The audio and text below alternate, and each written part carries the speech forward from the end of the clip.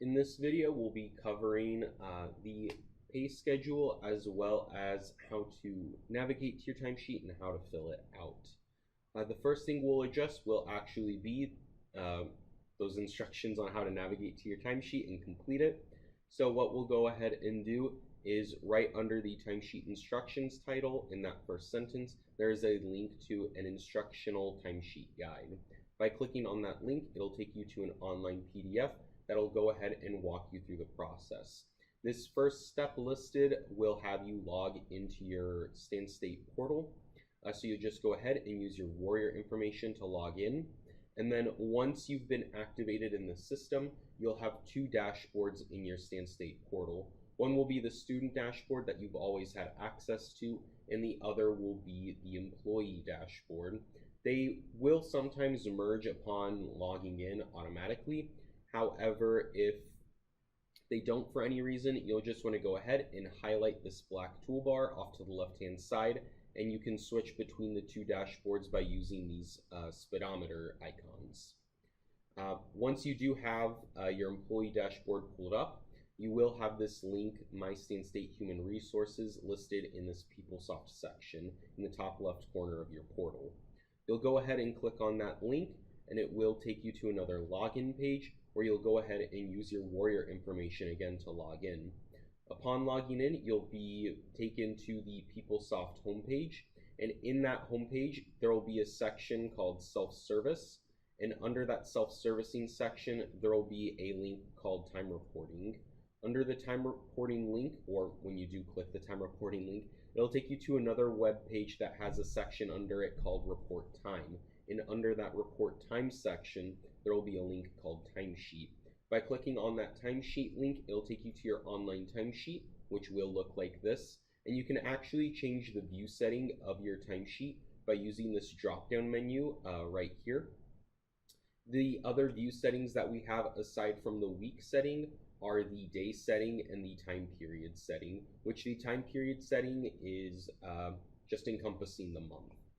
If you wanted to search for a specific day, you could use the calendar function right next to that drop-down menu, or if you wanted to just use the navigation arrows off to the right-hand side to jump back and forth between the previous day or week or month, depending on what your view setting is, you could use these navigation arrows as well.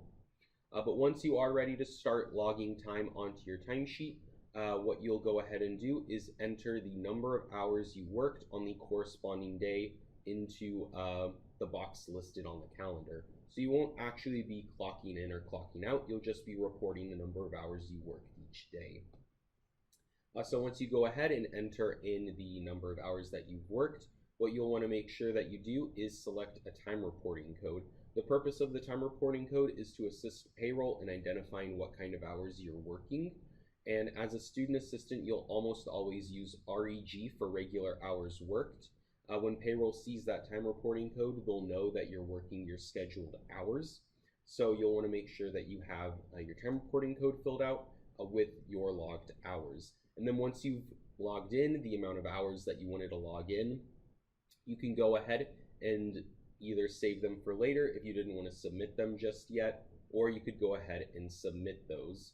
Because Pay at Stan is monthly and all of your hours will be due and submitted together towards the end of the month, you pretty much have all the discretion in the world to submit your time whenever you want. So if you did want to submit your time daily or weekly, bi-weekly, once a month, it's entirely up to you, just as long as your time is submitted on time. Which, to go over the deadline for when your timesheet will be due, will actually go ahead and pull up the academic calendar. So by clicking on that academic calendar link, it'll take you to the academic calendar webpage. And what you'll want to do from this webpage is click on the PDF link for the academic year that you're currently in. As of recording this video, we are currently in the 2021 to 2022 academic year. So by clicking on the PDF link for that, it's taking us to the online PDF for the academic calendar of this academic year. And so what you'll want to do to identify when your timesheet will be due is look for the last day of the month's pay period, which will be this circle date. That'll usually be towards the end of each month, but not necessarily guaranteed to be the end of the month. That has to do with how the CSU system at whole sets up the academic calendar. But what you'll want to do is count 2 full business days from this circle date, and that second business day will be when your timesheet is due. So in the example of March 2022, the last day of March's pay period will be March 30th instead of the 31st, because the 31st is a holiday. So to count 2 full business days from the 30th, we'll go ahead and count April 1st and then April 4th. So if you were submitting time for March of 2022, your timesheet for the month of March would be due by 11:59 p.m. on Monday, April 4th. And payroll will send out an email notification on the last day of the pay period as well, letting you know that it is indeed that day, and they'll also let you know when to have your timesheet completely submitted by.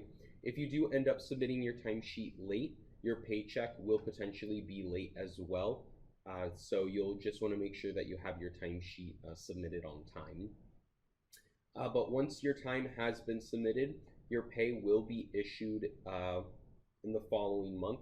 So all the hours that you work in March, if you did work in March, would be then paid out in April, and then all the hours you work in April would be paid out in May, and so on and so forth. Payday for students is currently on the 15th of each month. It's indicated by this little dot that's above the date.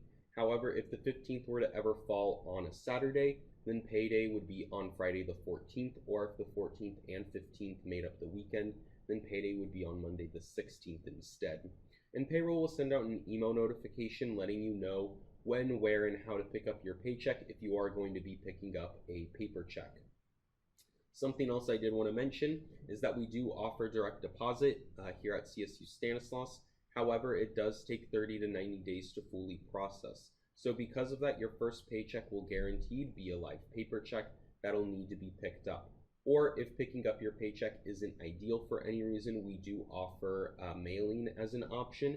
However, for more information and instructions on mailing, I definitely recommend reaching out to our payroll staff. Which, to get in contact with our staff, if we go back to the additional resources page, if you were to click on the payroll tab link that's right above the academic calendar link, it'll take you to a mini directory that has all of our payroll staff listed. Feel free to go ahead and reach out to any of our technicians for information, or if you have any questions or concerns regarding your paycheck, your timesheet, or even taxing information when it is that time of the year. We do have our front desk listed as well, and we can put you in contact with the payroll technician. And we also have our payroll manager, Robin Lenz's contact information listed as well if you need to get in contact with her at any point in time.